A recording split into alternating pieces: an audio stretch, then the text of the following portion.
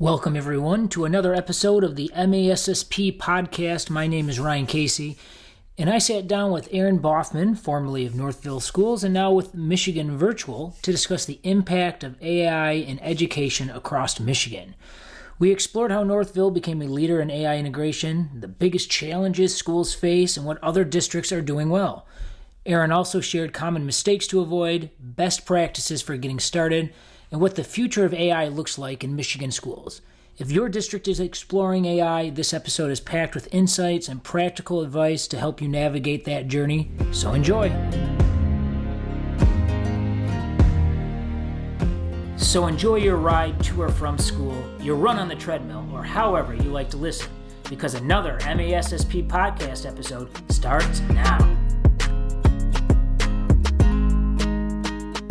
Well, Aaron, thank you so much for taking time out of your day to join us on the MASSP Podcast. I know we've been transitioning, or maybe the transition is done from Northville to Michigan Virtual. Are you still kind of doing some things back at the district, or are you all in at Michigan Virtual now? So technically, I still have a few responsibilities at the district. As part of the agreement with the district was providing some administrative support for the remainder of the school year. But for the most part, I'm working full-time as an AI strategist at Michigan Virtual at this point. And most of my days are spent there with a few texts and emails from Northville when they need them. Awesome. Well, again, one of the reasons we want to have you on was from that experience at the district level, and now with your role at Michigan Virtual, kind of what you're seeing across the state in terms of just AI integration. There seems to be so many tools out there, so many resources available. I'm thinking with my principal hat on, it's kind of tough to make sense of what route should schools do. What are too many resources that are going to confuse teachers? Do you only pick one? And just trying to kind of wade through all of that information and opportunities that are available for teachers or students. So I'd like to kind of start just with your experience at Northville. Can you kind of share a little bit what you guys did to approach AI integration for your teachers and students?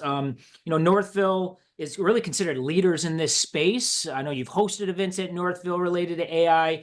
But if you could kind of talk about what you've done there, and then really what was the key to making that approach successful? Sure. I would say that probably the most important thing we did was intentionality. We didn't go at this haphazardly or randomly. We tried to be really thoughtful about that process.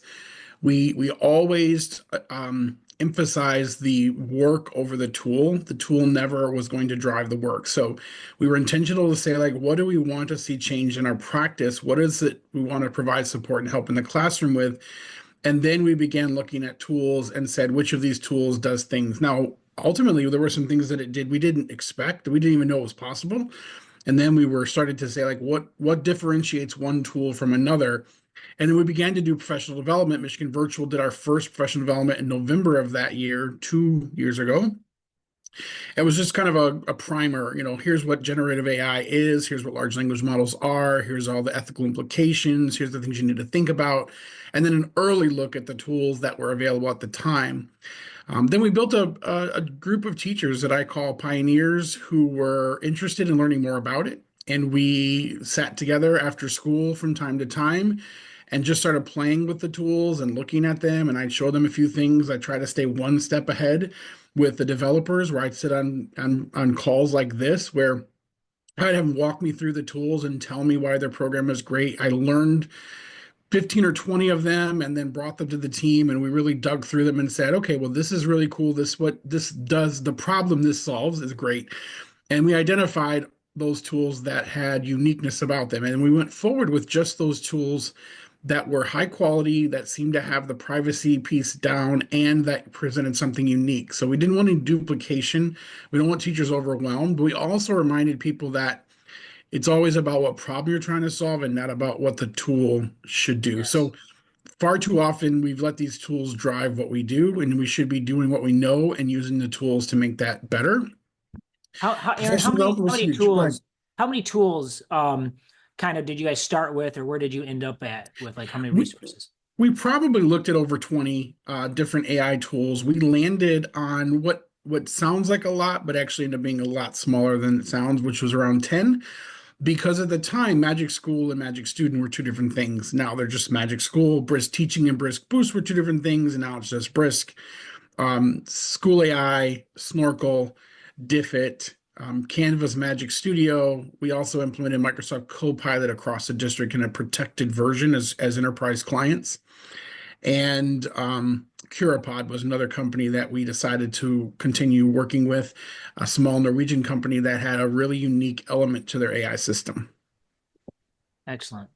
And so now that you're at Michigan Virtual, you're having a chance to support all of the AI work really across the state. I am curious, as you're meeting with schools and school leaders, what are some of the biggest challenges or roadblocks that you see most districts seem to face in regard to AI? Unfortunately, many of them are talking the issue to death, and they're spending so much time talking about it that nothing's happening, and they're getting further and further behind as tools continue to advance. And this week alone, Brisk has released three major new features which change even its accessibility and what it can do and how it changes classroom practice. And some places are still just talking about it while these things continue to develop at hyper speed. There's a lot of fear and misinformation, always conversations around plagiarism and how kids are going to cheat. And we help them try to understand that this will actually solve the cheating problem, not create a new one.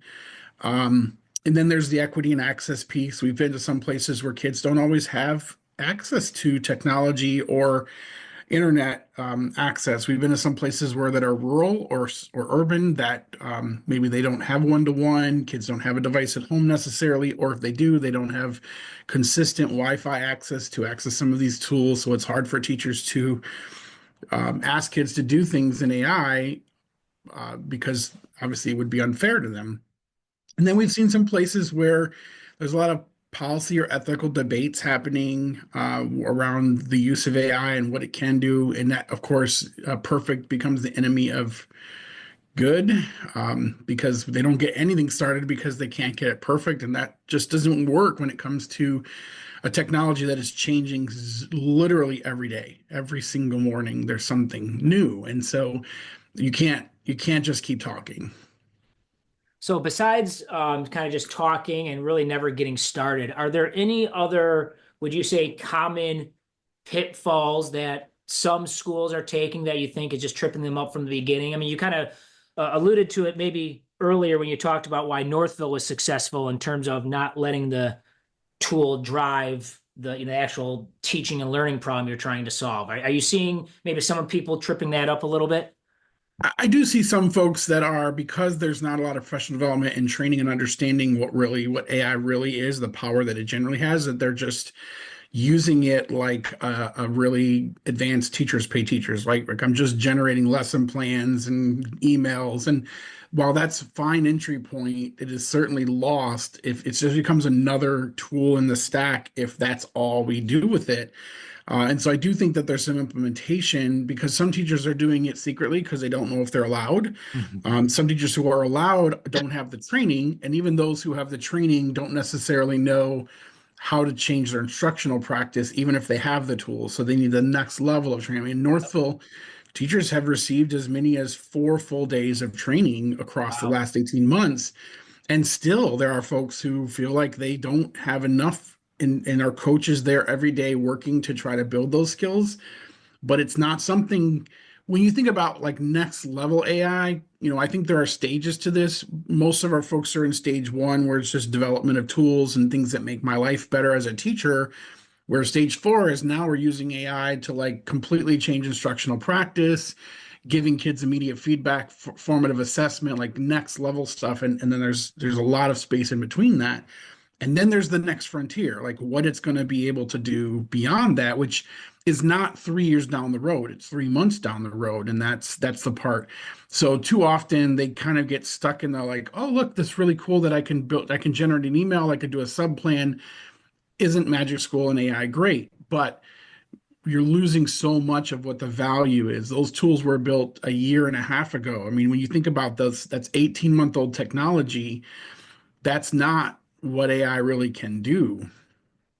And I think obviously those are great like entry points for people who have been avoiding that, the AI discussion and the tools, but it sounds like, based on what you shared, it's a great entry point, but you need to start thinking of a plan of how you can actually use this to really change the way you are teaching and learning in your building. We can get them maybe started with like hey, we can save you some time, right? But then it's like, now let's reinvent how we can teach kids in the classroom. So Yep.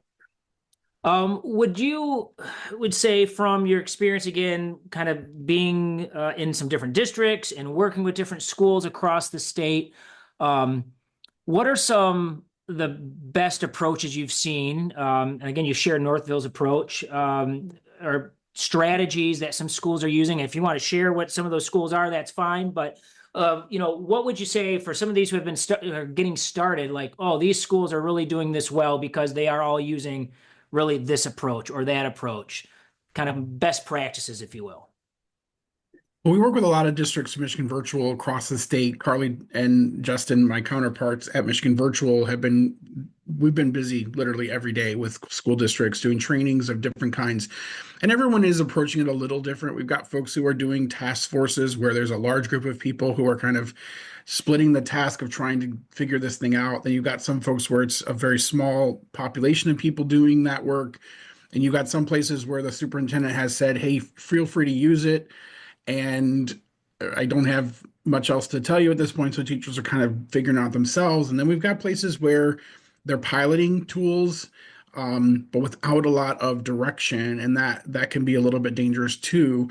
The quality that is happening is typically people who are defining that group of pilot teachers and really taking a focused approach, training those folks, and concurrently working to build their policies and procedures, and then developing professional development. You gotta begin that training for everybody, and so you start with that group.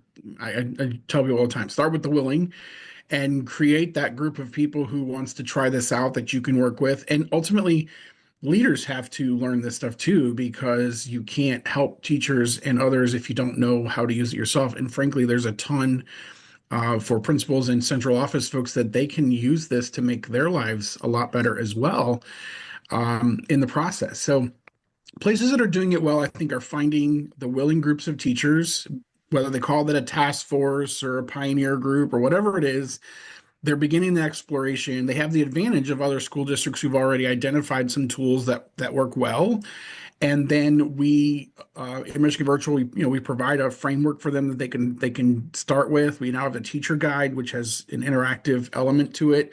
So we can provide that extra support and help to them. And so the groups that we're working with that are doing this well are taking that kind of guarded but open approach. That here, let's try a tool or two that we've heard other districts are using. A lot of folks are looking at the tools that Northville's chosen or that others have said that are good quality.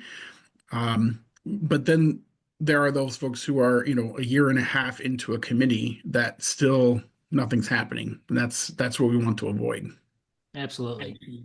Can you share a little bit about the work that Michigan Virtual does to then support schools? Like, obviously, and I've been part of one of Justin's training. He does an awesome job. I'm sure you guys can come in and work with a whole group of teachers. Do you work with that steering committee, or is it more like the administration teams, or everything in between? Can you just talk a little bit about the work that Michigan Virtual can help with? Yeah, and there's over a dozen ways in which we've done the work. So we can help you put that task force together and work with you through that task force process. We've got districts who do that, where they have longer time periods and they're working consistently with them and planning throughout. Some we've done full day PDs where we've done conference style where we break them up. Some we've done some simple keynotes to get people kind of thinking about AI. We've worked with we've worked with parent groups. We've done some training for principals only, for instructional coaches, half day, full day, even just after school a couple of times. We've got some new contracts with some downriver districts who are, because they're right in my backyard, because I happen to be downriver, where I'm able to just literally go over after school for a couple of hours with a group of teachers. Some of them have us working on building their opening PD so that we can launch the year with them. Some of them we're building some stuff out now in the spring so that they're ready in the fall. Our schedule is just jamming up real fast. But we're really excited to see people moving. I feel like we're at that tipping point where people are saying, I have to do something about AI, which is great because a lot of folks were just kind of sitting around thinking like, well, let's see what happens. Yep. But now the problem is we have so many people who want to do it, and Michigan Virtual has a lot of resources, but there's still a lot of districts out there. Mhm. When you think about from Marquette all the way down to Toledo, there are a lot of school districts to cover. So we've started this statewide committee that I'll be co-chairing with a colleague, Dave Tebow, and we are working with a steering committee of heads of a lot of the organizations, including MASSP. And then we have subcommittees, which will represent the different areas of instructional practice and professional development and communications. And we're building inside of that during part of our professional development instructional team will be these communities of practice, leaders from across the state who are going to be, their skills will be developed so that there's more people out there who know how to help others do this work. And then we also have this AI ambassador team, which Carly is overseeing with REMC, that will build kind of our AI experts. So there's more, we're just trying to multiply the abilities of individuals. And Yep. we're beginning to pilot this idea of creating expert teams by having people come to Michigan Virtual and us working with them to teach them everything that we know and what we've learned so that they can go out and spread that, and then maybe doing that regionally, starting in Lansing and then kind of moving Southeast Michigan to the Thumb to Northern Michigan and to Upper Peninsula, running these kind of intensive camps of like, let's get these people up to speed and make them AI experts so that they don't necessarily need us everywhere. And that work is already started. It's already being pushed through. And MDE has really kind of given Michigan Virtual the green light to be the ones to take the driver's seat on that work. And they're encouraging the work that we're doing. They've endorsed that work, and they serve on the steering committee with us, a representative from MDE. So I do think that Michigan Virtual has a lot of options, even if it's just consultation, just because you need somebody to talk to about it or to share your thoughts and ideas. But we can do just about anything. More important than anything is just get people moving. Like, let's just do something. Absolutely. And I think I will be serving on one of those subcommittees now that I Awesome. think about Glad to it. have you. Yeah. All right. I know you are busy, as you mentioned, with all those different ways to support and helping districts with their AI integration work. Maybe it's a hard question. Maybe it's an easy one for you. Because as you mentioned, last year, a lot of discussions about summarize this email. What about plagiarism? Now we're getting into using tools like Brisk to, we're creating learning bots and getting feedback. Where do we see AI going in terms of its impact on education? And I won't dare say 5 years from now, because I think it might be crazy enough in 6 months from now or 1 year. So give us an outlook in terms of where you see this impacting education the most going forward.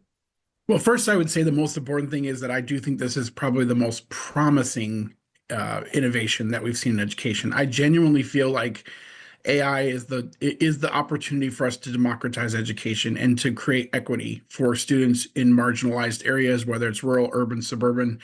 We really can, with a device and Wi-Fi, we can give kids access to learning anywhere, anytime, any place, for real, individualized learning. What I think is going to happen, though, imagine a world where kids are receiving the education that's customized to them, right? Imagine a world where the standards don't change, but the content that you have been provided, is really the world, anything you want. And then you pair that with students' individual desires, needs, interests, and all of the data that you have on them regarding their learning and understanding.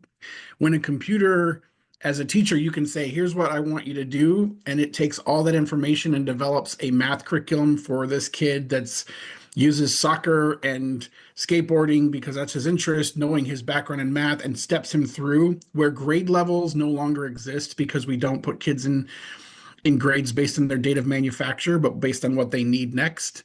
And where we work on managing standards by saying, okay, you've done this, now you do this, now you do that, in a way that doesn't break teachers' backs, that is engaging for kids. That's what I see. And so I don't think that anyone can really paint a picture of the future because frankly, what they're coming out with and what people are now doing with it, think we could do 6 months ago. And so it's hard to say. It certainly won't be 5 years. I don't think people will recognize some of the things we used to do in 3 years. I do say people like, don't worry. If you don't want to do this, it's no big deal. But there is somebody who knows how to do it who will be happy to replace you. AI won't take your job, but somebody who knows how to use it will. Teachers will always be the center of that instructional room. I mean, in Northville, we build on three principles. One, it has to make teachers' lives better. Two, it has to make instruction more engaging and innovative. And number three, it has to maintain the uniquely human elements of teaching. I don't think the teachers are anywhere at risk. No one should feel that way. They are going to be the guides. They are going to be the ones helping kids move. They're going to be the ones inspiring them, sitting with them and taking an interest and actively engaging with them. The parts that they love about teaching are the parts they're going to get to continue to do. But at the same time, the workload and the pressure of being the only one that this kid can learn from is taken off of them. And the principal, it's going to feel like you've been hired 30 assistants in your classroom, right? And so it's not a burden to say, hey, we're going to write 3 more papers, because you're thinking, okay, my weekends are shot for the next 4 months. Because you have an assistant, you have work there, but you get to sit with kids and say, hey, how's it going? What are you doing? How can I help move you forward? Where are you stuck?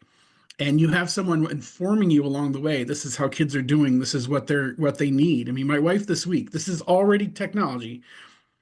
Day one, she does this work with them using a bot, debating. They're working together. She's working with them. She's around the room, an individual. The next day, she simply takes that chat log, puts it into a chat bot and says, tell me what I need to know about these kids before class starts today.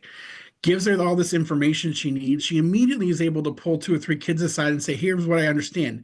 Spot on work that she would have had to spend her entire night figuring out. Not only that, but she was able to say, what should I do to help fill this gap? And it not only would give her that advice, but it would provide materials if she needed them. Think about a world where teachers can do that. They're going to be much happier being in their job, because all the parts they love stay and all the parts they hate, they can relegate to an assistant. Absolutely. So I think that the future is huge if we can do this right, if we can really take the lead on this and change the classroom environment. No one should be scared. It's not a scary thing. I'm 18 months on the other side of this, and I'm seeing amazing things happening in classrooms where it's being used. Thornton Creek, one of our elementary schools, teachers over there using Snorkel in second grade. Kids are learning to read at a faster pace because she has the assistance of a program like Snorkel. Fifth grade classroom, every kid in the room is doing a different math problem based on what they need, and the teacher is not exerting additional effort to make that possible. As a matter of fact, she's being fed information about the students and going and individually sitting with individual students and saying, hey, here's how you need to work better, different, do more. And kids are getting immediate feedback, mastering concepts. That's the future that we want for our students, where it's built around what they need and not what we have to give them, because that's what, it said we had to do next. Yeah. I mean, I think every educator would agree on certain best practices and mastery learning and personalized learning and, individualized feedback. And it was always the time and effort to be able to do that was almost impossible when you see, at the high school level, 120 kids a day, right? And so now, like you said, using that assistant, be able to finally do those things that everybody knows would be the best approach. And so, and I think there's even some nuances people don't really think about. For example, with the feedback in writing, when you grade 150 papers, paper 89 is not always as easy to grade as paper 12, right? yes, But bots don't get tired. They don't get frustrated. Yes. They don't get annoyed, right? And so the rubric is the rubric is the rubric. And so my wife will tell you that when it gives feedback for her, not only is it as good or better than what she would have said, it's 3 times as much as she has the ability to give, and it's spot on. She anchors them, she checks every 10, 15, 20 pages just to make sure that it's in line with her thinking. But it's gonna give number 100 the same effort and time and, frankly, sanity that paper 1 got. And so I think that those kinds of things, when it comes to, and that's true in all areas, not just in writing. I mean, we're seeing that in math. We're seeing that can certainly happen in social studies, science, any elective. There really is no area that AI cannot enhance. Absolutely. I was just talking about that with my colleague Colin this morning, that the idea of fatigue during the feedback process, right? So, Well, Aaron, hey, I know you're really busy and I appreciate your time. I appreciate the discussion. I'm reinvigorated listening to some of the things that you shared from Northville and what other schools are doing. And it does, it's funny because as the tools get updated and you hear about new strategies, I think about, man, I would have loved to have that. If I was teaching still, man, I would use this and I'd be doing that. Or if I was still in the building, I'd be doing this with that tool. And so it does get me excited to hear how schools are really effectively using these resources. So appreciate your time. And for those who are listening, and whether you're far along in the process or you're just getting started or haven't started yet, I would suggest reaching out to Aaron and his colleagues at Michigan Virtual, because it sounds like they have a ton of resources and options to get you started and make sure you're doing this with the best approach possible. So appreciate the time, Aaron, and enjoy the rest of your week. Thanks, Ryan. Appreciate you having me on. And that's going to do it for this episode. Thank you for listening to the MASSP Podcast. Remember, you can listen to this podcast and others anywhere you get your podcasts, including Apple Podcasts, Spotify, and iHeartRadio. Just search for MASSP or hit the subscribe button right now.